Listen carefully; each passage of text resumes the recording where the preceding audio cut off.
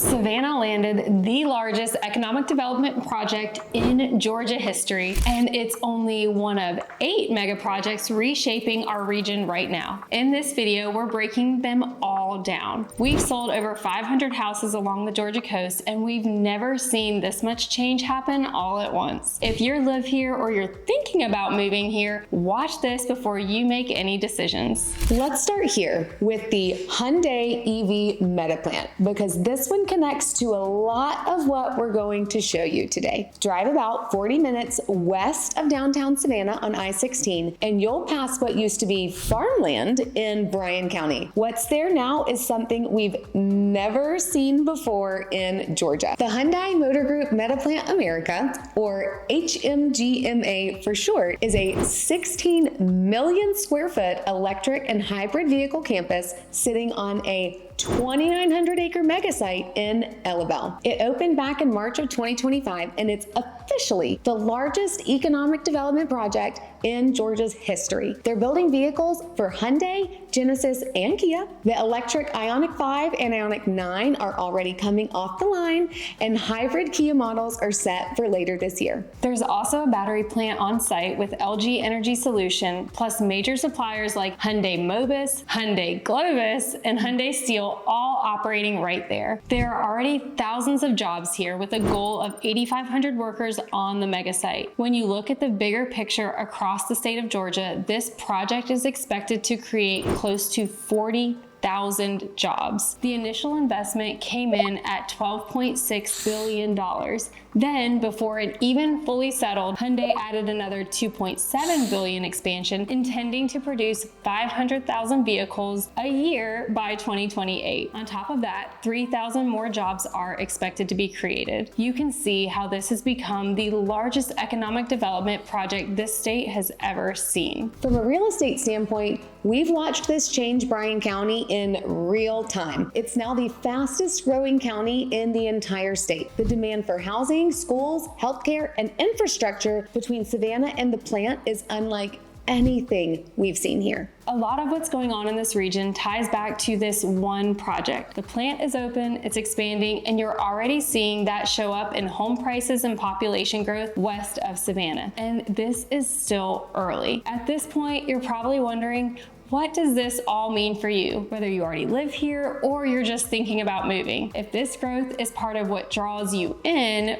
our team can help you see what's happening on the ground. Our contact information is in the description. Reach out anytime. Now let's get going. Most people visiting Savannah are thinking about the squares, the restaurants, and the riverfront. But just a few miles away, there's something much bigger driving what's happening here. The Port of Savannah is already the 3rd busiest container port in the United States, and it just had one of its strongest years on record. A University of Georgia Go Dogs study found it supports over 650,000 jobs statewide and brings in $77 billion each year. The Georgia Ports Authority is putting close to $4.5 billion into this expansion over the next decade to more than double the capacity of the Port of Savannah by 2035. 5 new container berths are being added, rail capacity has already doubled, and truck infrastructure is expanding to handle this increase. There's also a new inland port in Gainesville that connects Northeast Georgia manufacturers straight into this system. The biggest piece is a brand new Savannah container terminal planned for Hutchinson Island, a 395-acre site right in the middle of the Savannah River. Construction is expected to start this year, with the first phase targeted for 2030. There's also a major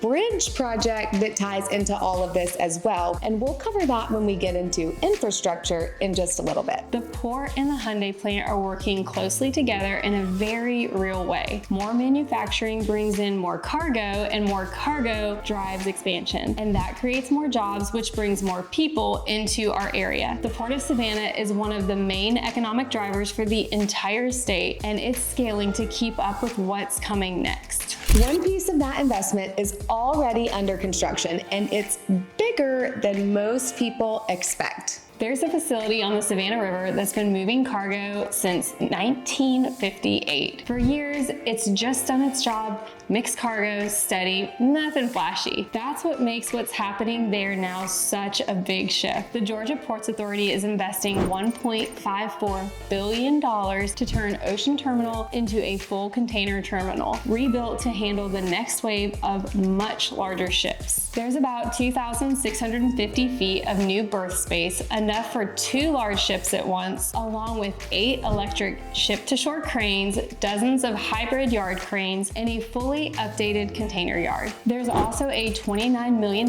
truck ramp that sends traffic straight to US 17 and I-16, which takes a lot of pressure off of local streets near the port. Phase 1 berth work is already done, and Phase 2 is expected by the middle of 2026. Yard upgrades continue through 2027 and 2028. This site is already being used to stage incoming ships, and what used to take most of a day now takes just a few hours. This upgrade is so important for a reason. The port needs this capacity to handle the volume coming from Hyundai. That supply network brings in lots of cargo and everything else that's growing around it. It connects how the port runs today with what's coming next when the Hutchinson Island terminal comes online in 2030. For people living in nearby areas, the change in truck traffic alone is something that you'll feel day to day. On top of that, a modern terminal like this brings more jobs and more activity into this part of the region. All of this port investment is shaping the edges of our city. What's happening inside Savannah is a different kind of change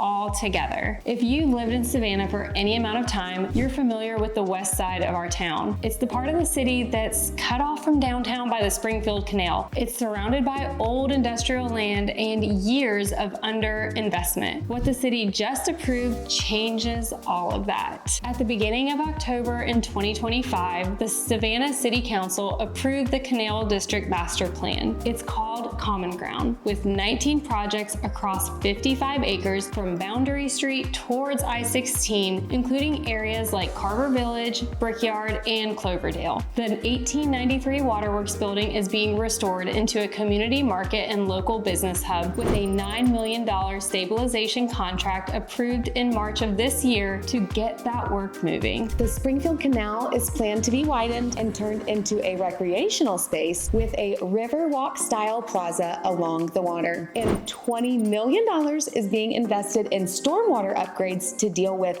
long-standing flooding. New streets, bike paths, housing, retail, and office space are planned on land that used to be industrial. The in-market arena was the first project here, and city leaders point to it as the project that got everything else moving. The impact goes beyond just this district though, and we'll come back to that later on in the video. The full build-out is expected to take 15 to 20 years, so it's not happening overnight. The plan is approved, funding is in place for key pieces, and the direction of the west side is now clear. For anyone already living here, especially near this area, this is one of the strongest signals that growth isn't just happening in the suburbs, it's moving back into the city. But the west side isn't the only part of the urban core that's getting attention. You have a massive water treatment plant expansion project. Now this one doesn't really make a lot of headlines. No big visuals, no ribbon cuttings that you're going to see on the news. It's a water treatment plant after all. It may be one of the most important projects on this list for the region in the long term. In January of 2026, the city of Savannah broke ground on a major expansion of the industrial and domestic water treatment plant in Port Wentworth. The funding for this project is part of a larger state investment of more than $500 million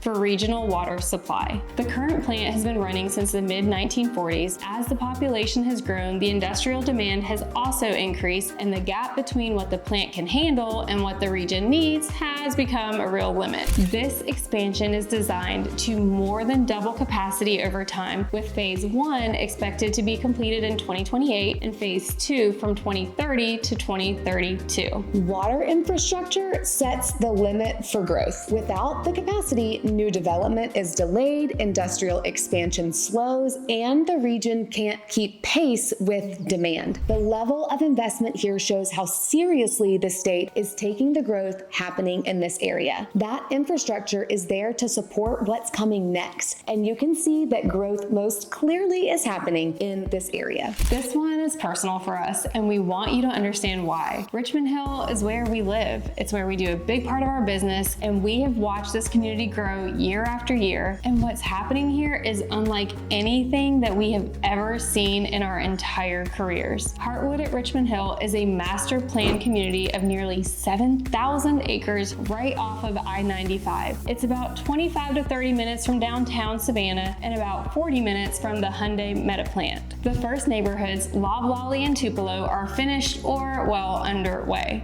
The Preserve at Hartwood Apartments opened in September of 2025. Del Webb at Hartwood, the 55 plus community you've heard us talk about quite a bit on our channel, opened last spring. A 365 home build to rent community is already in phase 1 of construction, and an assisted living campus is also planned. The full plan also includes millions of square feet of commercial and industrial space, so this is not just a place to sleep and live. One thing we make sure every family we work with knows is that Francis Meeks Elementary, Richmond Hill Middle School, and the brand new Richmond Hill High School are all within walking distance of the Hartwood community. The roads and sidewalks connecting the community and the schools are not yet complete, but it won't be long before we'll be seeing students and parents walking to school from Hartwood. Bryan County schools are among the strongest in the state, and for many families, that's what makes the decision. A development this size puts real pressure on nearby roads and infrastructure, and that's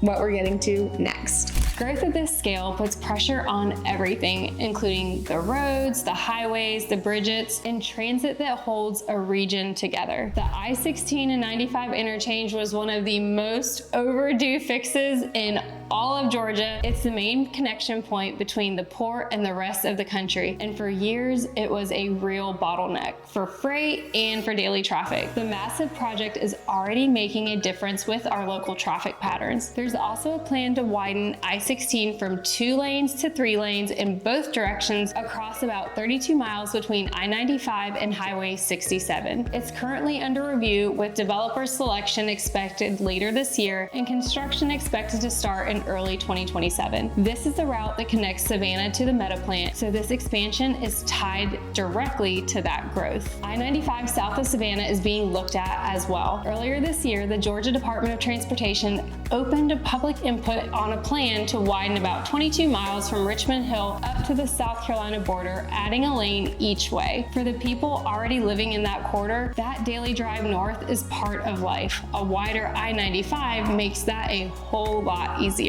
There's also a major bridge project tied to all of this, which we mentioned earlier when we talked about the port. Right now, the height of the Talmadge Bridge determines the size of ships that can reach the port upriver, which limits how competitive the port can be as it grows. The options being studied are a higher bridge, estimated at $1.1 to $1.2 billion, or a tunnel closer to $2 billion. Either way, this is a long timeline, about 9 to 11 years once construction begins, and the decision here will shape how the port operates for decades. There's also talk of a high-speed rail between Atlanta and Savannah. It's still early with studies underway and a possible timeline around 2035. It's not something to count on today, but if it happens, it changes access to jobs and travel in a big way without giving up what makes this area so livable. When you step back, you see a full build out. Highways, bridges, and future transit are all driven by the same wave of growth that we've been talking about in this video. Infrastructure and housing are just part of it. The next piece of what's being built is for the people living here. Everything we've covered so far has been industrial, commercial, or residential. This one is especially exciting because it's about what shows up in your everyday life when a city starts investing in itself. The Savannah Ghost Pirates are the city's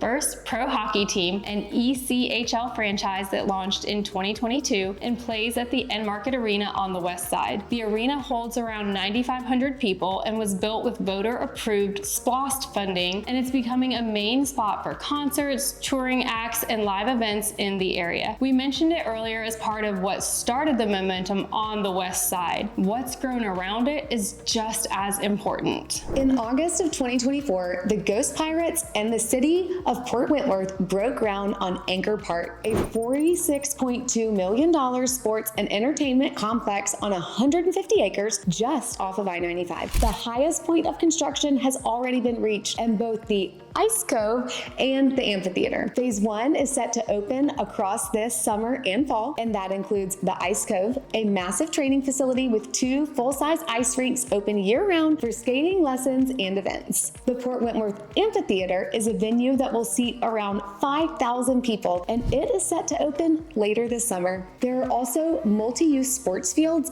pickleball, and tennis courts, walking trails, plus restaurants and retails coming in all around it. For families living in Port Wentworth or the northwest side of our community, especially in areas growing from port jobs and the Metaplant workers, this is a huge local amenity that they'll be able to enjoy. Local leaders are already expecting this to bring in more restaurants and retail and hospitality to this specific area. It's easy to overlook projects like this, and at the same time, they tell you something really important. The people investing here see this as some place that they want to stay long term. Savannah is more than just history and a slower pace of life that we talk about all the time. It's a real opportunity and a significant economic development. Most cities like this are reacting to growth. Savannah is trying to build ahead of it. If you're watching this and thinking about making a move, or you're already here and trying to figure out what all of it means for you, email us at meettwg@gmail.com today. We'll walk you through what makes the most sense for your situation. If you came into this video knowing you wanted to be somewhere along the Georgia coast, but still can't figure out whether you belong in Savannah, that confusion is what our next video solves. Check it out, linked right here, and we will see you in Savannah.